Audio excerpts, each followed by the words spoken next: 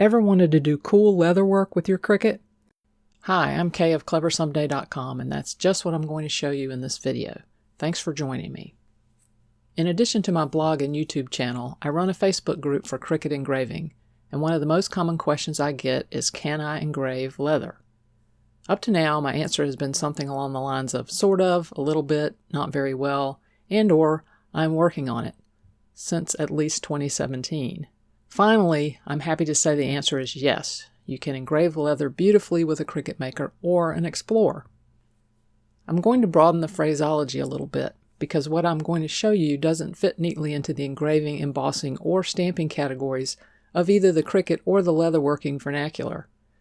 So I'm going to call it tooling to represent both the type of leather and the multiple processes used. Here's a disclaimer. I'll be the first to tell you that I'm not a leatherworking expert. I've worked hard to learn as much as I can in hopes of not embarrassing myself and with the goal of putting together a simple process for beginners. If you are a lifelong leather worker, I hope you can learn something about the Cricut part from me without cringing too much. What do you need to get started tooling leather with your Cricut? I'm not going to take the time for a comprehensive supply list in this video, but you'll be able to get to that along with purchase links from the video description below. I do want to touch on the most important items that you might not already have though, right here at the start, with more info to come later in the video. You will need Veg Tan Tooling Leather. This is critical. You can't use faux leather or genuine Cricut leather or that scrap you salvaged from a beat-up sofa. I'm using and recommending up to 6-ounce leather for Maker and up to 4-ounce leather for Explore. The next critical thing you need is the Cricut Foil Transfer Tool with the medium tip. Oddly, the foil tool isn't currently supported on the Design Space mobile app. So unfortunately, as of right now anyway, you will have to work from a computer. You will need some sort of high-tack, clear, self-adhesive film. I'm using Cricut Strong Grip Transfer Tape, but Protecto film or packing tape will also work. Last on our critical list is leather stain, which will enhance your patch, not just by adding color, but by adding contrast to the tooled areas. I tried a lot of options and settled on an initial recommendation based on beginner friendliness, contrast, and color. A wool dauber is the chosen applicator because its fine fibers carry the stain into the recesses of the tooling the best. There are a few other items that aren't deal breakers but are highly recommended for the best possible outcome. For Maker owners, that includes the Cricut engraving tip with quick swap housing, to be used in concert with the foil tool. For both Maker and Explore users, the deep point blade and the black deep point housing will mean the difference between having the Cricut cut all the way through the leather versus having to finish cuts by hand. You not only get a longer cutting surface because of the steeper angle of the blade, but the deep cut housing provides the additional clearance needed for the leather as well. Lastly, while the stain I am recommending has a finish built in, an additional sealer or top coat will provide an extra measure of protection. There are so many cool projects you can make with leather, like key fobs, bracelets, earrings, coasters, bookmarks, hair barrettes, wallets, and so on, that I had a hard time picking a demo project to teach this technique. I decided on a hat patch because patches are fun, popular, unisex, and relatively simple. So we'll need to add a blank ball cap and some adhesive to our supplies list. There are many choices for adhesives, but I'll be using both a white glue suitable for leather and a super glue. Picking the right design is key to good results, and was really the last piece of the puzzle to fall in place for me. So let's talk a little about good designs for leather. Just like when writing with pens in the Cricut, single line or open path designs are going to look best. This includes Cricut writing style fonts and drawing images. Fortunately, Cricut Access has lots and lots of them to choose from. Unfortunately, they remain hard to find elsewhere, despite my years of hounding designers. While open path designs are great for drawing, foiling, engraving, and leather tooling, they do have some significant drawbacks when working with them in Design Space, in that they can't be sliced or welded, and often can't be offset either. Your only real option then for editing them inside Design Space is to use contour, which can be challenging on a complex image, so keep that in mind when you're planning your design. In terms of detail, a rule of thumb would be if you can draw it with a regular Sharpie at that size and still make out the details, then it should work well for leather too. Let's go on over to Design Space and put together a design for our leather patch. We'll go to Images and type in our search term. I knew I wanted something with a van, so that's what I'm typing in. I'm going to click on Operation Type over on the left and check the Cut Plus Draw box. It's not mandatory to use a Cut Plus Draw image, but the advantage is they typically have an offset you can work from when you might not otherwise be able to create one for a draw-only image. Scroll to check out the options. I see the one I want and select it. Then click Add to Canvas. This is a particularly nice image as it has these wonderful parallel fill lines. I'm really happy to see more and more like this in Access. So if we look at the Layers panel, we see we have the Operations Pen and Basic Cut, just as we would expect based on the filter we used. There are 2 pen layers because this image was originally designed to draw with 2 different pen colors, but it will still work nicely for our leather work. I want my hat patch to be about 2 inches tall, so I'm going to type 2 into the height box, and making sure the lock is on, I click Return since I'm on a Mac, or that would be Enter on a Windows PC. Now I'm just going to move this down and zoom in so we can see better. You can see that the cut line on the outside in black is outset a small amount from the pen design, which is in blue and turquoise. For a patch, I prefer the cut line to be a bit farther out from the interior design because this smooths out the outline and makes it easier for cutting and applying. With the design selected, I'm going to click the Offset button, which will open the Offset dialog box. I've already experimented and decided I want my cut line an additional 0.05 inches further out for this design. So I'm going to type 0.05 into the distance box and press Return, which will give me a preview. I'll leave the other settings at their defaults, round corners, and with weld offsets checked, and click Apply. Once I do that, you will see a new black layer appear behind the design. With it still selected, I'm going to change its color to white, so we can see better all the way through the remaining process.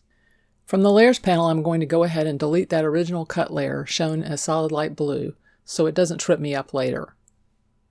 That leaves us with 2 draw layers that are still attached to each other and the new, larger cut line we created. The next thing I'm going to do is select the pen layers and change their operation from pen to foil medium. You will see their color change to gold because that is the default foil color. This is a good time for you to save your design. It's also a good time for me to ask you to subscribe to my channel and to thank you if you already have. With the basic design done, we can shift our attention to our leather for a bit.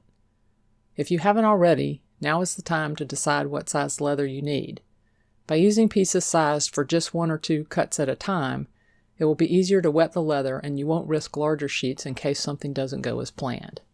While you're learning, you want plenty of margin, so I'm going to suggest adding at least a ½ inch extra on both width and height. This will give you an easy target and also allow room for tape if you need it. My van image is about 3 inches wide by 2.1 inches high with the new offset, so the 3.5 by 5 inch piece I already have cut should work fine. To cut your leather, mark it on the back with a pencil and cut with several passes of an X-Acto knife or box cutter against a straight edge. It doesn't have to be perfect, but square edges do make it easier to position the leather on the mat. The next thing I'm going to do is back my cut leather piece with Cricut Strong Grip transfer tape. This helps it stick better and protects the mat from debris. The sticky side of the tape goes against the fuzzy or flesh side of the leather. You'll notice the film is a little larger than the leather, which adds a little buffer for protecting my mat. I'm using a scraper to make sure the film is secure. I'm going to place my leather 2 squares down and 2 squares over on the mat. That's arbitrary, except that you want to stay away from the rubber rollers and give yourself room for tape if necessary, so I would go at least 1 down and 1 over. Ignore the transfer tape and be sure you are lining up the edges of the leather with the grid on the mat. Carefully press the leather and the excess film down firmly to the mat. And speaking of mats, you will need a regular or strong grip mat, preferably brand new or close to it. If you have a clean brayer, use that to help be sure the leather is well secured. The next thing we're going to do is wet the leather. This key step primes the leather so it can be tooled more deeply and consistently across the entire piece. But it's a bit of an art that relies on feel and intuition.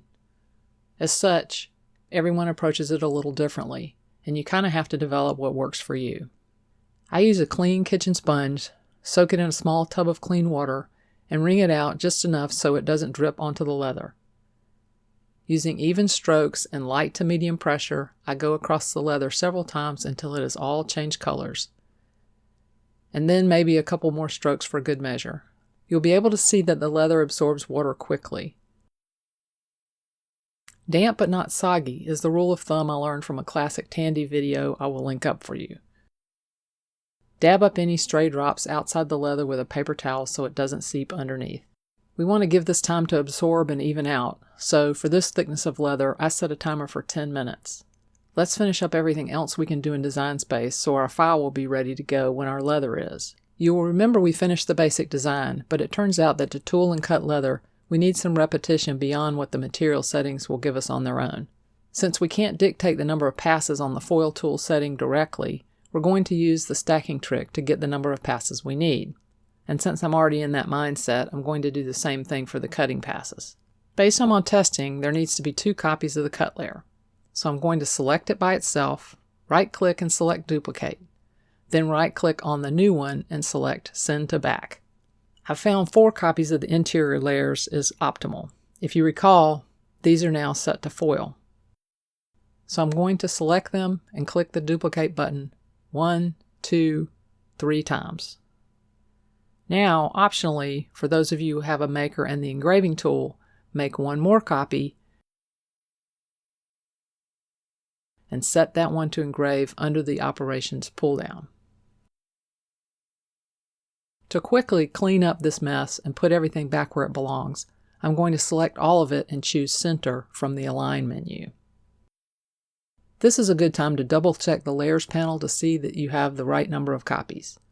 1 copy of the engraved set, 4 copies of the foil set, 2 copies of the basic cut. Everything checks out, so I'm going to go ahead and attach all of it. It's another good time to save the file. Incidentally, I'll be sharing this file publicly. You can grab that link from the video description below. Click Make It. The operations list next to the mini mat on the left should say Engrave, Medium Foil, and Basic Cut if you're using a Maker with the engraving tool, or just Medium Foil and Basic Cut if you are not. Once you have verified that, position your design on the Prepare screen based on where you have put your leather on the physical mat. Remember that my leather is placed 2 squares down and 2 squares over, so I'm going to go about 1/4 inch down and to the right of that 2-2 intersection. I'm also going to be sure that the right and bottom edges of the design are within a safe distance of the bounds of the leather piece on my mat. Click Continue and click Browse All Materials to see the list of materials Design Space will let us choose from based on the operations we have set. You see, I only have a handful to choose from. Your list will be longer than this if you aren't using the engrave operation, but in neither case will you see tooling leather on the list. That's simply because we are using the foil operation, and fortunately there's an easy workaround. I've done quite a bit of testing and found that the craft board setting with more pressure works beautifully. So select craft board from the list and click Done. And then set the pressure pull down to more. If you're set up for the optional engraving step, you will see that it is asking for you to load the engraving tool first. If you are not using the engraving tool, it will ask you to load the foil transfer tool with medium tip first. In either case, you will ignore references to gold foil sheets, leave your A side empty, and install the first tool indicated.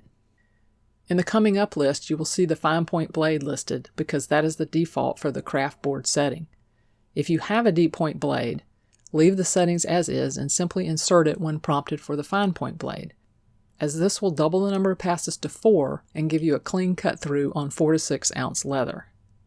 Everything is ready now and the Cricut is waiting for you to load the mat, so it's time to check on the leather. You will know the leather is ready to work with when it returns to its original color, but is still cool to the touch. The exact time this takes will depend on the thickness of the leather, the amount of water you applied, and environmental factors. If your leather is still too wet, give it more time. If your leather is too dry, apply some more water and give it a little time to absorb. You may find that the moisture has caused the edges of the leather to curl up.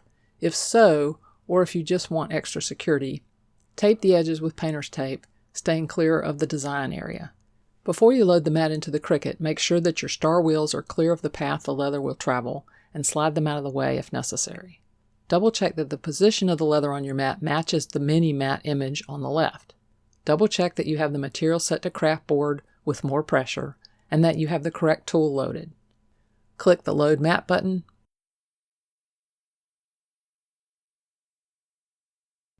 Press the Go button. The Maker will do a mat check, and then if you are set to engrave, it will do a blade check.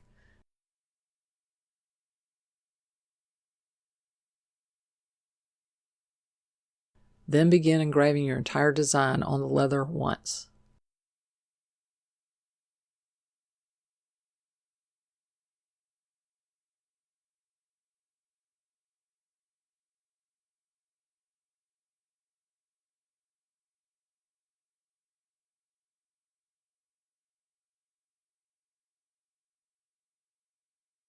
After that, it will pause with the mat scrolled out and ask for the foil tool.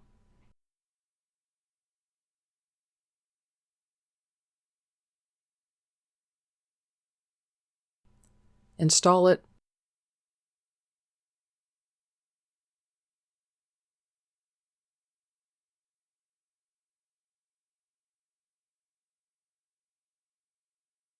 and press the Go button. At this point, everything else is basically the same whether or not you have engraved or if you're using an Explore. The Cricut will perform 4 passes with the foil tool. This is going to take a little bit, so let me use the time to elaborate on some of the things I mentioned before and answer some questions I anticipate you having. One thing you need to know about leather is that it takes time and patience to get a project completed. This isn't something you want to do when you're in a rush. You need to plan several days for a project to come to fruition because there's lots of steps with dry times in between. Let's talk about the leather itself. As I said, it needs to be Veg Tan Tooling Leather, and it needs to have a smooth, not embossed finish and its natural color. As with any other material running through these machines, the maximum safe thickness for leather in the Maker is 2.4 millimeters, and for Explore, 2 millimeters even. Thicker leather tools better, so you want to stay close to the limit for your machine unless you specifically need thinner leather for a given project. Now this gets complicated because leather is measured by weight, not by thickness, and product descriptions are sometimes incomplete, inaccurate, or conflicting. I'm linking up some products I have personally tested in the video description in hopes of simplifying the buying process for you. But keep in mind that natural leather just doesn't lend itself to the precision we're used to in the Cricut world. Moving on to tools, you may be wondering why we are using the foil tool, or why we are using multiple tools. While the debossing tip would seem the obvious choice for debossing leather, its tiny rolling ball just can't extend far enough into the leather before the shoulder drags. So we need something with a deeper dwell. Enter the foil transfer tool. It has the depth, shape, and smoothness needed, and its accompanying operation provides ample pressure, all working together to make crisp impressions on wet leather. And it works on both the Maker and the Explore. There is another major benefit of the foil operation you might not have thought of. Because the Cricut pauses with the mat fully extended before and after each foil operation, we gain full access to inspect and re-wet if necessary. The fine, pointy engraving tip doesn't have much impact on leather by itself, but when paired with the foil tool and leather stain, its value becomes evident. An engraving pass slightly scores the leather so that the stain penetrates better, and because the engraving goes first, it also clears the path, so to speak, so the foil tool can go a little deeper. Basically, the foil tool gives you dimension and the engraving tool gives you contrast. So by using the tools in tandem, you get both dimension and contrast for the best possible result. As for blades, the fine point blade will cut about halfway through the leather, leaving a clean guideline for you to finish by hand. Simply fold back the wet leather little by little so you can insert sharp scissors down inside the ditch, as Cindy Pope calls it. Cindy is a pioneer in doing leatherwork with a desktop cutter, and this is one of many things I learned from her. You need to go slowly, but it isn't difficult, and the results are quite good. However, the deep point blade, when installed in the black deep point housing, will cut cleanly all the way through on its own, saving you time and ensuring crisp, uniform edges. If you haven't tried cutting leather with the deep point blade, I think you'll be surprised at how well it works. What about the knife blade, you might ask? Limited detail, blade overcut when cutting face up, and long cutting times are good reasons to avoid the knife blade in this case. In addition, engraving, foiling, and knife blade operations cannot all be done in the same run, which complicates the process.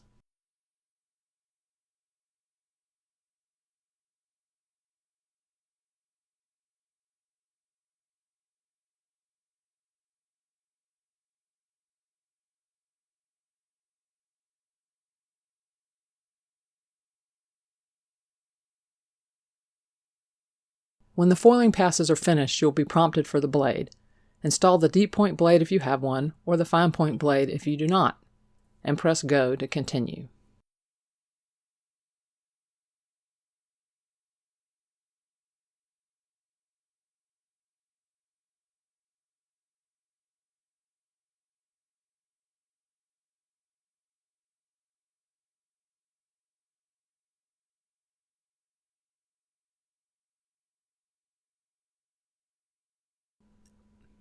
You'll note it is doing 4 passes here, one clockwise and one counterclockwise for each of our stacked layers. If we had edited tools to specify the deep cut blade, it would have only done 1 pass for each of our layers.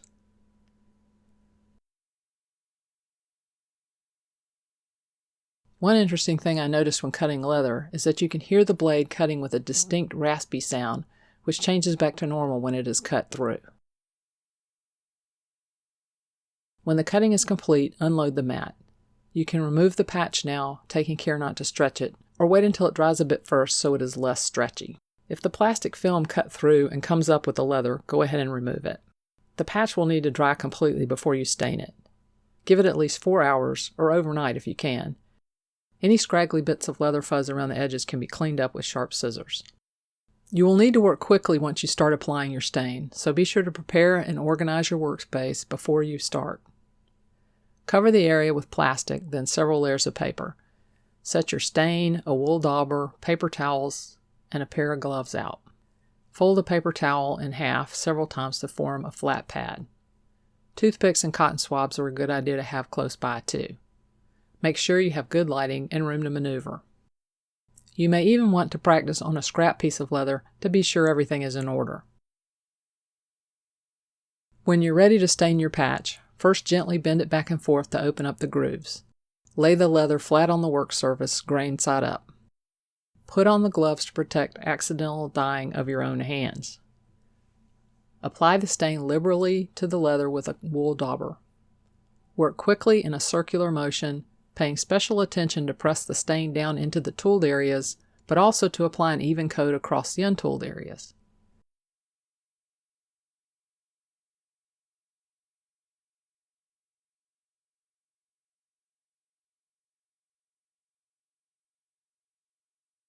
There are no particular ventilation requirements for the stain I'm using, but be sure to check the manufacturer's recommendation if you are using something else.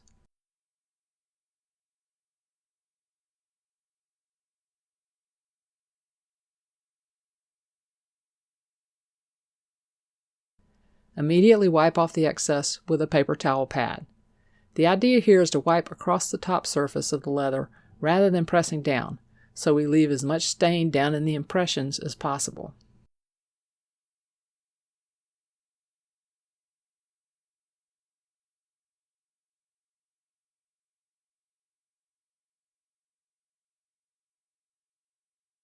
Next, stain the edges, trying to minimize spillover to the top surface.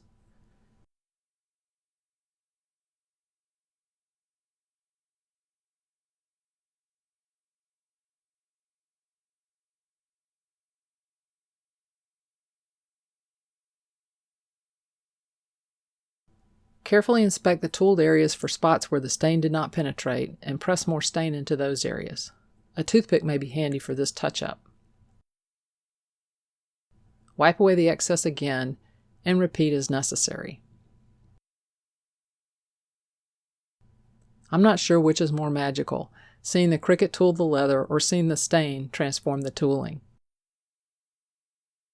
When you're done staining, set the patch aside to dry for at least several hours. Then buff it with a soft cloth. Apply one or more coats of water-based top coat per the instructions on the bottle. While this is optional with the all-in-one stain I used, the extra protection seems like a good idea for something that will be on a hat. There are many ways to apply a patch to a cap, and what's best for you will depend on the adhesives and equipment you have available, the configuration of your cap, as well as personal preference. Unless you have a cap press, you will likely need to do some improvising for both the initial placement of the patch and for securing it to dry. As with the staining, I recommend a dry run to be sure you have everything in easy reach. I used both Aleene's leather and suede glue, which is a white glue, for the overall adhesion, and super glue for extra reinforcement along the edges, especially where the outline protrudes. Any paintbrush will do, but I found that these silicone brushes are particularly well suited for spreading glue.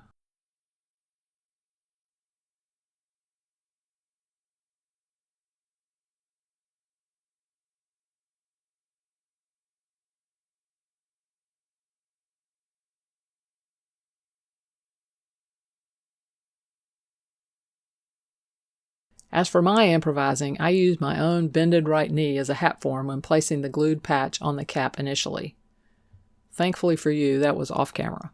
Then I carefully held the patch in place until I could place the cap, patch side down, on a bag of rice I had placed at the edge of a table and somewhat shaped into a curve to match the front of the hat. A second bag of rice was placed inside the cap to put weight across the entire surface of the patch as it dried.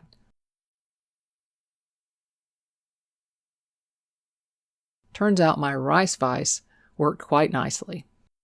So there you have it. Great leather tooling with a Cricut Explore or Maker for a professional looking yet handcrafted end product. If you appreciate this video, don't forget to subscribe, like, share, comment, and shop my affiliate links in the video description to keep this kind of unique content coming. Thanks so much for watching.